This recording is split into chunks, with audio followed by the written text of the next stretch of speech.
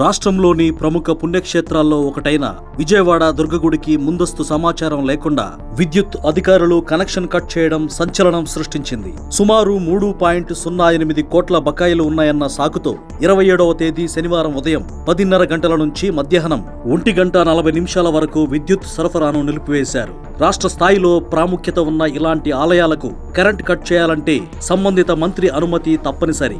అయితే విద్యుత్ శాఖ మంత్రి గొట్టిపాటి రవికుమార్కు కనీస సమాచారం ఇవ్వకుండా అధికారులు ఇష్టారాజ్యంగా వ్యవహరించడం వెనుక జగన్ రాజకీయ కుట్ర ఉన్నట్లు తెలుస్తోంది. తిరుమల శ్రీవారి లడ్డూ వ్యవహారం బయటకు వచ్చినప్పటి నుండి హిందూ సమాజం వైసీపీకి దూరమైంది. ఈ క్రమంలో కూటమి ప్రభుత్వంపై కూడా హిందువుల్లో చెడ్డ పేరు తేవాలన్న ఉద్దేశంతోనే జగన్ తన అనుకూల అధికారుల ద్వారా ఈ చర్యకు పూనుకున్నట్లు అనుమానాలు వ్యక్తమవుతున్నాయి.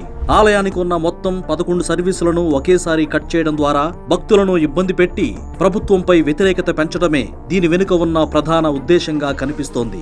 కరెంటు నిలిపివేతతో ఇంద్రకీలాద్రిపై భక్తులు తీవ్ర అవస్థలు పడ్డారు. శనివారం కావడంతో భక్తుల రద్దీ ఎక్కువగా ఉండడం, అదే సమయంలో లిఫ్టులు ఆగిపోవడంతో వృద్ధులు, వికలాంగులు కొండపైకి వెళ్లడానికి నరక యాతన అనుభవించారు. నిత్యాన్నదాన వితరణకు కూడా ఆటంకం ఏర్పడడంతో ఆలయ అధికారులు జనరేటర్లు నడిపించి సమస్యను తాత్కాలికంగా అధిగమించే ప్రయత్నం చేశారు. వేల మంది భక్తులు క్యూ లైన్లలో ఉన్న సమయంలో విద్యుత్ శాఖ అధికారులు ఇంత బాధ్యతారహితంగా వ్యవహరించడంపై సర్వత్రా నిరసన వ్యక్తమవుతోంది. ఈ ఘటనపై దేవాదాయ శాఖ మంత్రి ఆనం రామనారాయణ రెడ్డి మరియు విద్యుత్ శాఖ మంత్రి గొట్టిపాటి రవికుమార్ తీవ్రంగా స్పందించారు. ప్రభుత్వ ప్రతిష్టను దెబ్బతీసేలా వ్యవహరించిన అధికారులపై మండిపడ్డారు. మంత్రులు వెంటనే జోక్యం చేసుకుని అధికారులను హెచ్చరించడంతో మధ్యాహ్నం 1:40 సరఫరా పునరుద్ధరించబడింది. ప్రస్తుతం ఈ ఆదేశాలు ఇచ్చిన అధికారులు ఎవరు, వారికి ఎవరి నుండి ఫోన్ కాల్స్ వచ్చాయి అనే అంశంపై మంత్రి గొట్టిపాటి రవికుమార్ అంతర్గత దర్యాప్తు చేయిస్తున్నారు. కుట్రదారులను కఠినంగా శిక్షిస్తామని